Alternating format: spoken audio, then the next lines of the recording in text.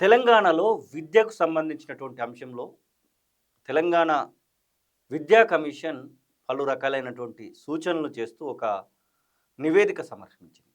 ఆ నివేదిక సమర్పించి దాదాపు 4, 5 నెలలుగా వస్తున్నటువంటి సందర్భం. ఇక ఆ నివేదిక అలా ఉంచితే, ఆ నివేదికను సమర్పించినటువంటి విద్యా కమిషన్ చైర్మనే ఆకునూరి మురళి రాజీనామా చేసినటువంటి పరిస్థితి. అసలు విద్యా కమిషన్‌లో ఏం జరిగింది? ప్రభుత్వంకి విద్యా కమిషన్‌కి మధ్యల ఏదైనా వైరం ఉందా? విద్యా కమిషన్ రూపొందించి ఇచ్చినటువంటి ఆ యొక్క నివేదికలో ప్రభుత్వం దేన్ని స్వీకరించే ఆలోచనలో ఉంది? దేనిపైన అలసత్వం వహించేటువంటి పరిస్థితి ఉంది. అడిగి తెలుసుకుందాం. మనతో పాటుగా సామాజికవేత్త, తెలంగాణ విద్యా కమిషన్ సలహాదారులు, MV foundation chairman R. Venkatareddy మనతో పాటుగా ఉన్నారు. సార్ నమస్తే. నమస్తే. నా ఇంట్రోలోనే మీకు క్లియర్‌గా అర్థమై ఉంటది. మీరు క్లియర్‌గా మొన్నటికి మొన్న ఒక ఆర్టికల్ కూడా రాసినట్టుగా మేము చదివాం. ప్రధానంగా తెలంగాణ విద్యా కమిషన్ ఇచ్చినటువంటి రిపోర్టు మీ దగ్గర నుంచెల్లే ప్రధానంగా ప్రభుత్వానికైతే చేరింది. దాన్ని చైర్మన్‌గా ఉన్నటువంటి ఆకునూరి మురళి, సభ్యులు అందరూ కలిసి ఇవ్వడం అయితే జరిగింది. అసలు ఆ కమిటీ రిపోర్టును ప్రభుత్వం ఎలా స్వీకరించిందంటే ఏం చెప్తారు? ముందుగా ఈ ప్రభుత్వం రాకముందు విద్య మీద చాలా ముఖ్యమైన అంశంగా తీసుకుంటామని చెప్పడం, ఒక పెద్ద ఎత్తున ఉద్యమం కూడా చేసినాం మేము. పార్టీ మేనిఫెస్టోలో కూడా పెట్టించినాం. ప్రభుత్వ విద్యను పటిష్టం చేయాలని. అండ్ ఆల్సో అప్పుడు కూడా మేమన్నాం ఒక కమిషన్ వేయాలి విద్య కోసం. ఎందుకంటే ఒక 2, 3 దశాబ్దాలుగా తెలంగాణలో విద్య చాలా సంక్షోభంలోకి వెళ్ళిపోయింది. 2, 3 దశాబ్దాలు అంటున్నాను. ఆ గవర్నమెంట్ అన్నిటిని అది ఇంక్లూడ్ చేస్తూ. చాలా వెనుకబాటు అయింది ప్రభుత్వ విద్య ముఖ్యంగా. అదేవిధంగా తల్లిదండ్రుల నుంచి చాలా పెద్ద డిమాండ్ ఉంది విద్య కోసం. అది చాలా క్లియర్‌గా అర్థమవుతుంది మనకు. సో, ఈ రెండిటిని చూయించి విద్యను పటిష్టం చేయాలి తెలంగాణలో. ఒక మంచి నాణ్యమైన విద్యలో చాలా వెనుక ఉంటిమి మనం. ఒక 2, 3 రిపోర్ట్స్ చూస్తే మనం దేశంలో 35వ స్థానంలో ఉంటిమి. ఓకే. పిల్లల అభ్యసన సామర్థ్యాలు గనక చూస్తే, అందులో 3వ తరగతి, 5వ తరగతి, 8వ తరగతి, 9వ తరగతి పిల్లలను వాళ్ళు నేషనల్ గవర్నమెంట్ చేస్తదిది. అందులో కూడా వెనుక ఉన్నాం. సో, ఇవన్నిటిని దృష్టిలో ఉంచుకొని చేసిన ఒక ఒత్తిడి అనుకోండి ప్రభుత్వం మీద. అండ్ పౌర సంఘాలు కూడా అడిగినాయి చాలా వరకు. బడ్జెట్ కూడా పెంచాలని చెప్పినాం. బడ్జెట్ కూడా తెలంగాణ అన్నిటికన్నా లాస్ట్. అన్నీ డబుల్ డిజిట్ ఉంటే మనది 7% నుంచి నడుస్తుంది. తెలంగాణ వచ్చినప్పుడు 10% ఉండే. అది తగ్గుతూ 2014లో 10% ఉండే. తగ్గుతూ అది 7.55 అట్లా. సో, మనం తెలంగాణలో బడ్జెట్ కేటాయింపులో కూడా చివరి స్థానంలో. సో, బడ్జెట్ పెంచలేదు కాబట్టి బడులు కూడా అట్లనే తయారైనాయి.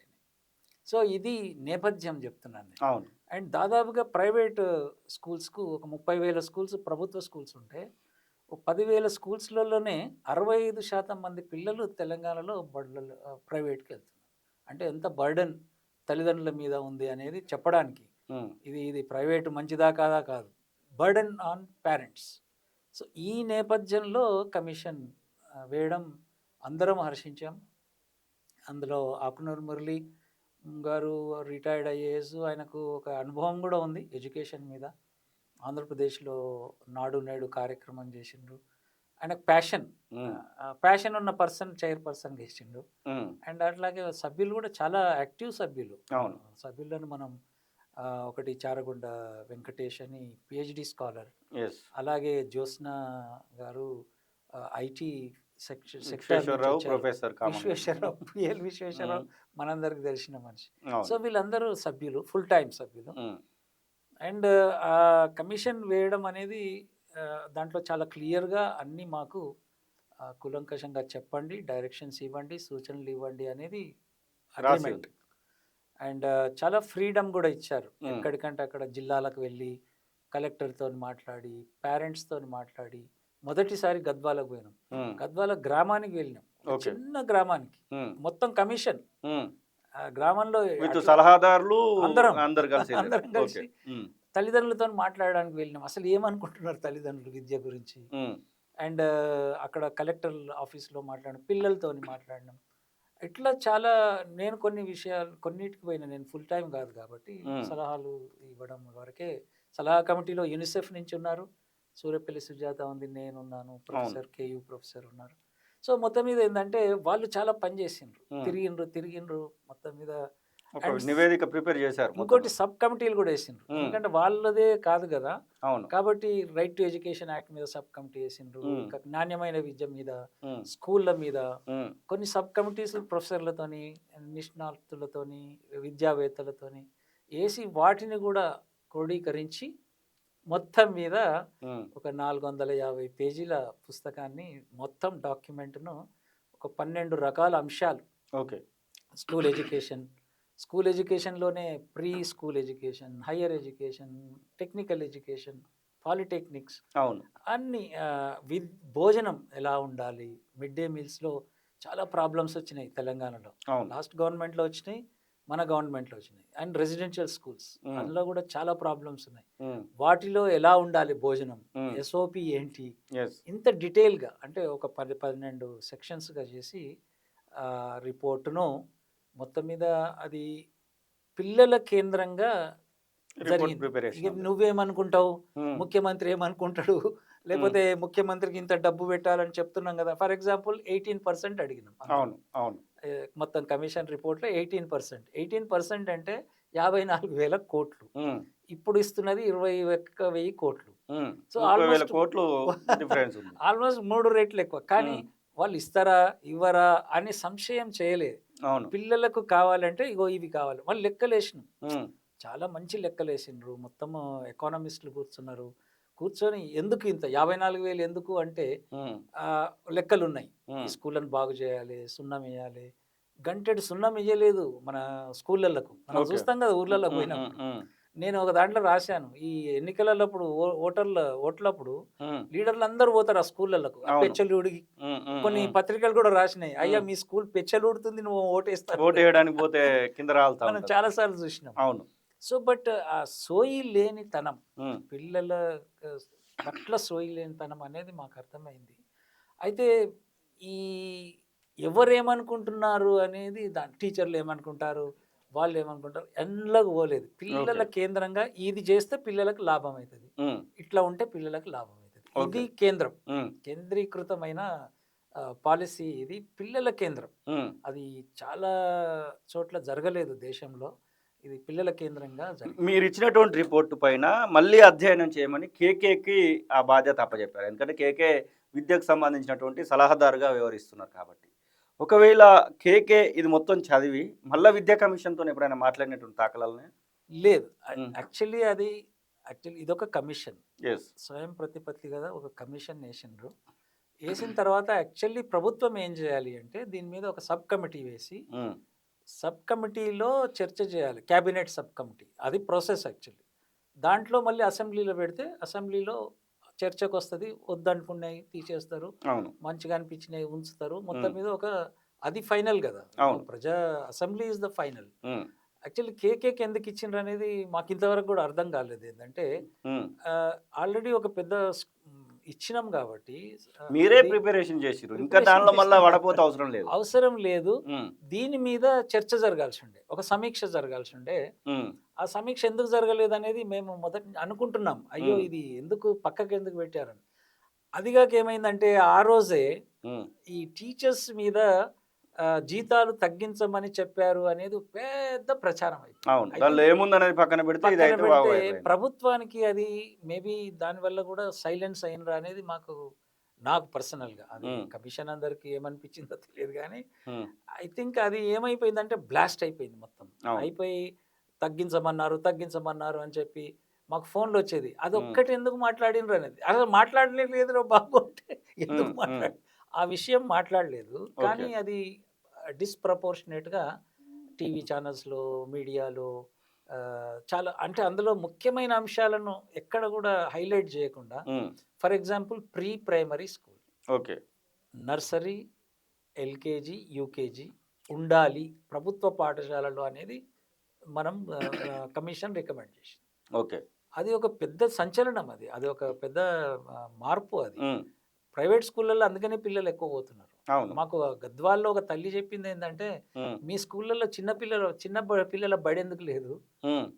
మేము మరి బస్సులలో ఎందుకు పంపించాలి, హ్మ్. మీరు కమిషన్ అంటుండ్రు కదా, హ్మ్. ఇది మీరు కొంచెం ఆలోచన చేయండి. హ్మ్. హ్మ్. అది మేము అన్ని చోట్ల అడిగినాం ఓకే. తల్లిదండ్రులు. ఓకే. కరెక్ట్ సార్, అది ప్రీ ప్రైమరీ స్కూల్ లేనందువల్ల హ్మ్. మేము ఎక్కడికి పంపాలి, మీది స్కూల్ 6 ఏండ్లకు స్టార్ట్ అవుతుంది. హ్మ్. సో అది పెట్టడం, అది 15 లక్షల మంది పిల్లలు ఉంటారు ఆ ఏజ్ గ్రూప్, అవును. 3 to 5 years. హ్మ్. అంతమంది పిల్లలకు ఫ్రీగా ముగ్గురు టీచర్స్ను, ఒక అపాయింట్ ఆయాను చేసి అపాయింట్ పెట్టాలి. చేయాలి అని రికమెండ్ చేసినాం. హ్మ్. సో ఇంత పెద్ద రికమెండేషన్ ప్రభుత్వ బడులలో ఇది పెట్టాలనుకోవడం చాలా పెద్ద రెవల్యూషనరీ రికమెండేషన్ అది. ఓకే. ఆ రికమెండేషన్‌తో పాటుగా ఇట్లా చాలా పెట్టాం. హ్మ్. దీనికి డబ్బు కూడా అయితదని చెప్పాం. అవును. డబ్బు అవును. అదే హ్మ్. 18%. హ్మ్. హ్మ్. 18% అవుతది ఇవన్నీ చేయాలంటే. చిత్తశుద్ధి ఉండాలి హ్మ్. ప్రభుత్వాలకు. హ్మ్. అండ్ కొంచెం రాజీ లేకుండా, మొహమాటము, రాజీ లేకుండా పెట్టడం జరిగింది కొన్ని విషయాలు. అంటే ఓకే. For example budget. హ్మ్. ఫర్ ఎగ్జాంపుల్ ప్రీ స్కూల్ అయితదా?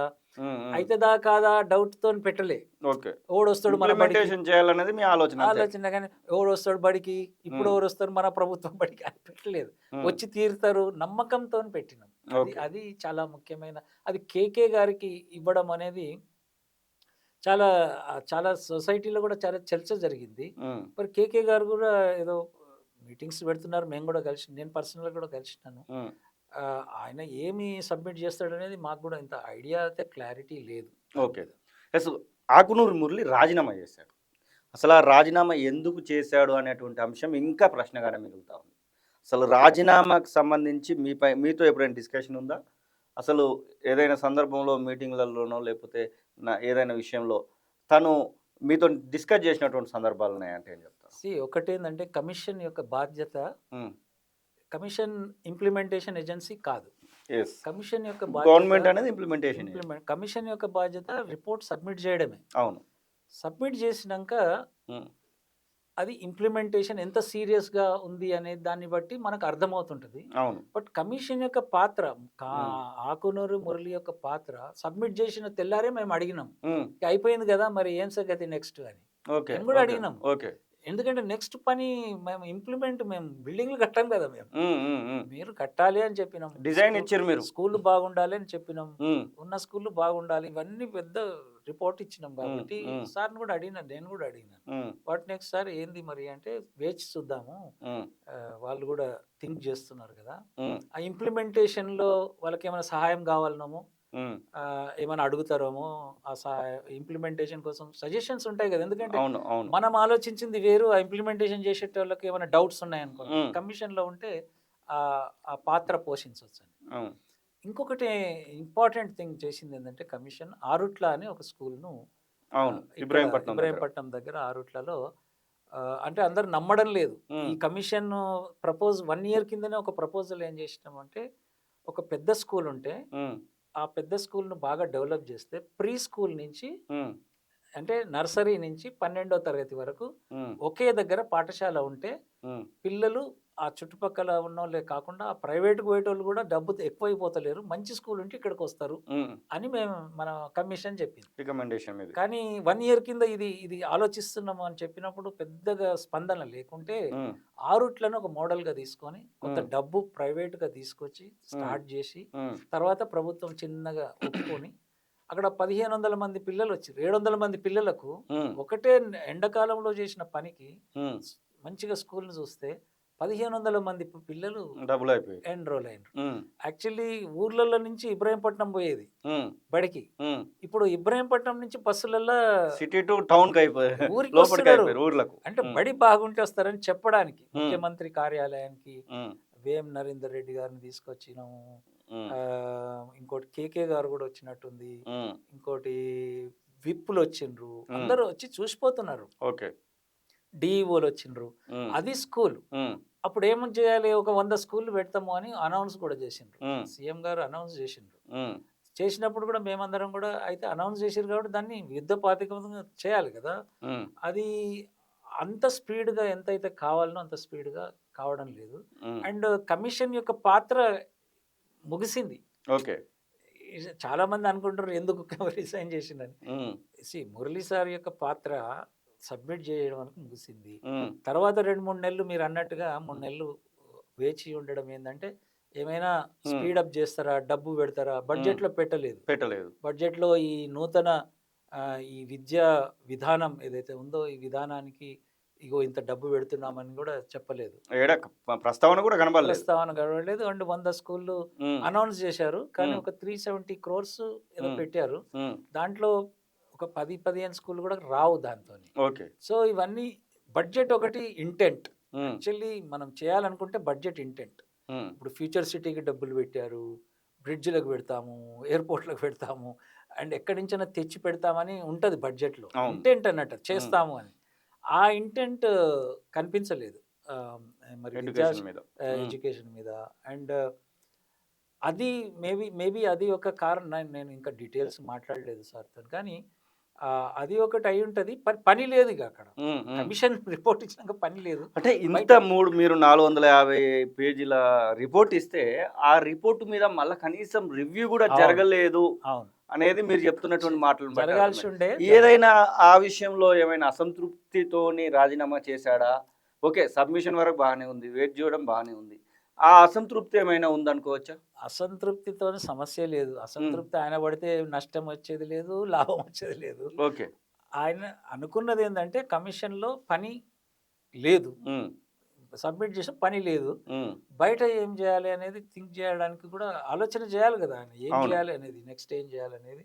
సో పని అయిపోయింది, పని ముగిసింది, బయటకు వచ్చినాం. అది గవర్నమెంట్ చెప్తున్నటువంటి తెలంగాణలో కొన్ని స్కూళ్ళను పెడతామని, అవి ఇంటర్నేషనల్ ఇంటిగ్రేటెడ్ స్కూల్స్ అనే వాటిని గవర్నమెంట్ పెట్టడం కంటే గవర్నమెంట్ స్కూల్స్ని డెవలప్ చేస్తే బాగుంటుందని చెప్పేసి క్లియర్గా మీరు ఇచ్చినటువంటి నివేదికలో ఉంది. కానీ ప్రభుత్వం ఆల్రెడీ ఆ యొక్క ప్రాసెస్ స్టార్ట్ చేసింది, ఒక లెవెల్లో నడుస్తూ ఉన్నటువంటి సందర్భాన్ని చూస్తూ ఉన్నాం. ఆ విషయంలో ఏమైనా డిస్కషన్ ఉందంటారా? అది క్లియర్ అందులోనే రాసాం మనం, రిపోర్ట్లోనే ఉంది. రెసిడెన్షియల్ స్కూల్స్ అనేటి వైబుల్ కాదు.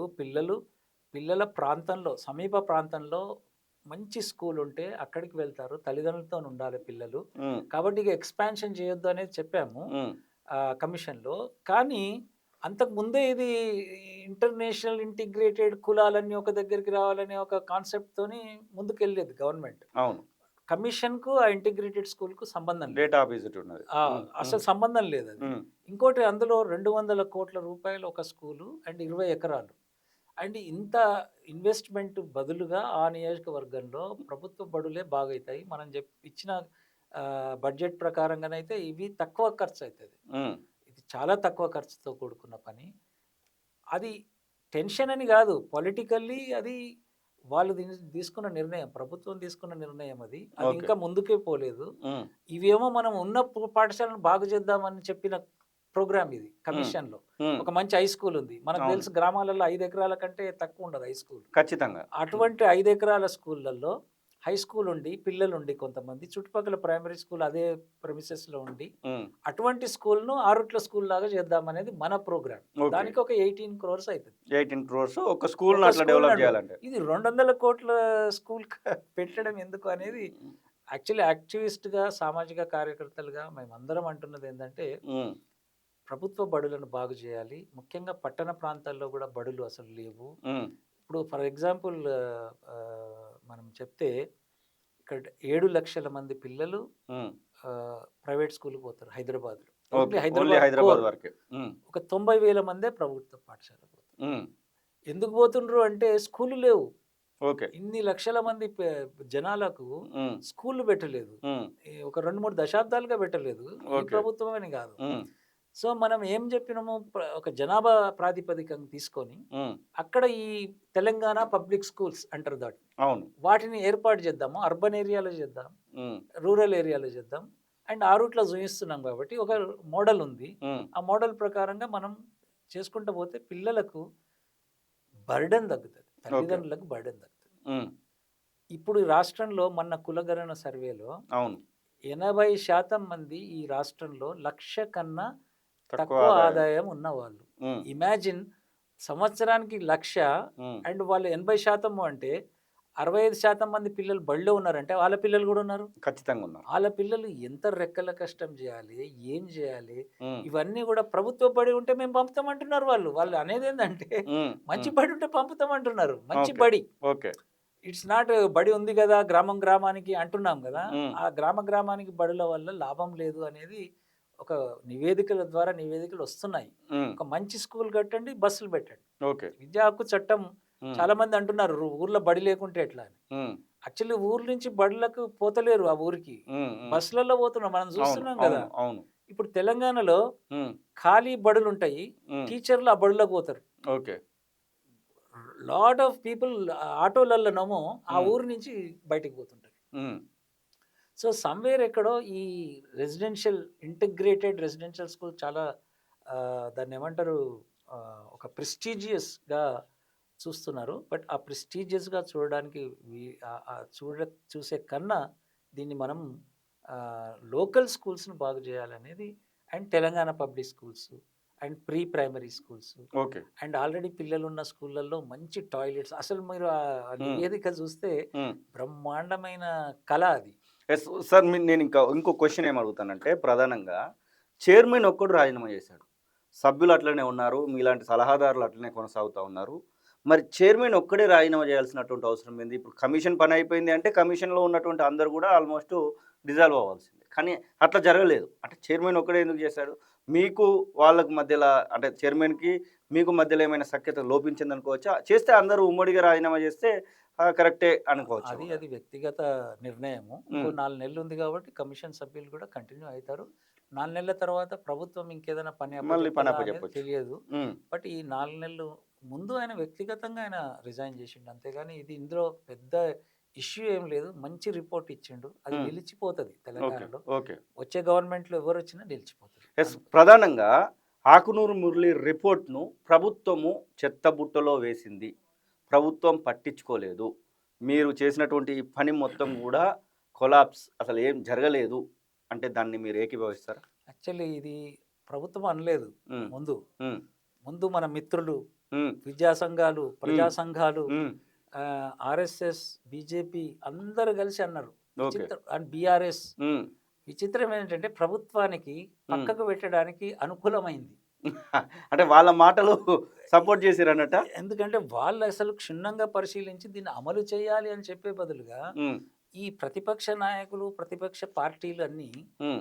అండ్ చాలా మేధావులు కూడా హ్మ్. అందరూ కూడా ఇది తొక్కండి, బురదలో వేయండి అని మొదలైంది. హ్మ్. ఏ ప్రభుత్వానికైనా ఇంత హ్మ్. పెద్ద బర్డెన్, హ్మ్. ఒక 54,000 కోట్ల రూపాయల బర్డెన్ పెట్టకుండా ఉండడానికి చేసిన ప్రయత్నమా అని మాకు డౌట్ వచ్చి నేను కూడా అడిగాను వాళ్ళని. అరే మీరు చేసేది ఏంది భయ్? హ్మ్. మీరు పోయి మీరు పోయి ప్రభుత్వాన్ని ఒత్తిడి పెంచాలి. అందులో ఏం మంచిగా ఉన్నాయో, హ్మ్. మంచిగా ఉన్నాయి తీసి మీరు అమలు చేయండి అనాలి. కానీ యెస్. ఇది వేస్ట్ అంటే ప్రభుత్వానికి అనుకూలించారు మీరందరూ. హ్మ్. కాబట్టి ఇది చాలా అన్యాయమైంది. హ్మ్. మళ్ళీ నేను మీ ద్వారా ఏం చెప్తున్నా అంటే మళ్ళీ దాన్ని హ్మ్. దాన్ని రివ్యూ చేయండి, చదవండి. అందులో మంచి వాటిని అమలు చేయాలని ఉద్యమం చేయండి. మేము తల్లిదండ్రులతో మాట్లాడితే బస్తీలలో వాళ్ళు అంటున్నారు అమలు చేయాలంటున్నారు. హ్మ్. వాళ్ళు ఇప్పుడు 6వ తారీఖు వచ్చి ఒక పెద్ద మీటింగ్ పెడుతున్నారు హైదరాబాద్లో. ఓకే. ఈ కమిషన్ను సిఫార్సులు అమలు చేయాలి అని, ఓకే. ఈ హైదరాబాద్ లెవెల్లో. కాబట్టి తల్లిదండ్రులకు అర్థమైంది కానీ ఎందుకో ఆకునూరు మురళి మీద కోపంతోనే మరి దేనికి అనేది అది క్లియర్గా చూడలేదు అనేది నాకు అనిపిస్తుంది. క్లియర్గా అర్థం చేసుకుంటే అర్థమవుతుంది. ఇది ఆర్ వెంకటరెడ్డి చెప్తున్న మాటలు. మొత్తం మీద ఆకునూరు మురళి రాజీనామా ఎందుకు చేశాడు? విద్యా కమిషన్ ఇచ్చినటువంటి రిపోర్ట్ పట్ల ప్రభుత్వం ఎలా వ్యవహరిస్తూ ఉంది? అన్ని అంశాలను కూడా వారు చెప్తున్నటువంటి సందర్భాన్ని చూస్తాం.